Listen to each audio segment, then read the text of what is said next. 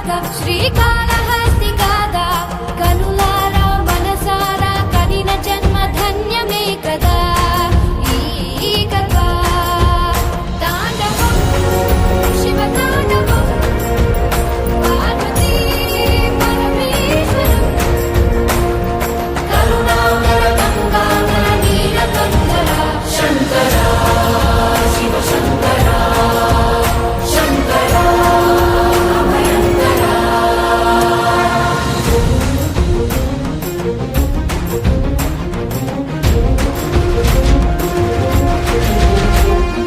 పరమశివుని భక్తుడొకడు సాలె పురుగు జన్మనెత్తి గుడిలో శివునికి ఒక గూడు కట్టెను. అతని భక్తి పరీక్షించి పంతము గల ముక్కంటి నిప్పు కంటితో పెను మంట పెట్టెను. భగ భగ భగ మండే లింగము కాపాడ సాలె పురుగు మంట దూకి ప్రాణమొదలగా శివుడు కనికరించి హృదయాన చోటునిచ్చి కాళహస్తి పేరు మొదట శ్రీని చేర్చి శివుడు శిఖోహమనునాదమే నింగి ధ్వనించే పరమేశ్వర లీలతో నీల ధరించే లీలా శివలీలా పలికేలా దీవించు నీలగంధర శంకర శివ శంకర శాంభవ అభయంకర.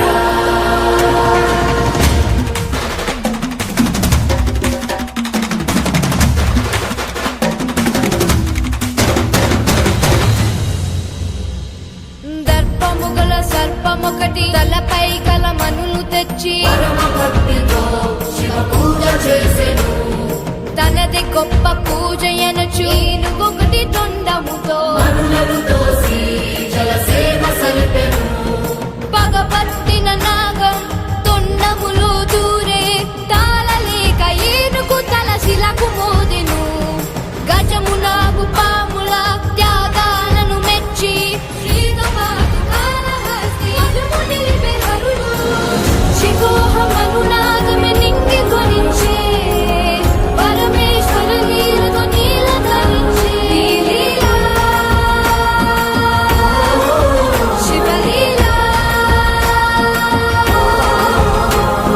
పలికేలా దీవించు నీలగంధర శంకర శివ శంకర శాంభవ అభయంకర.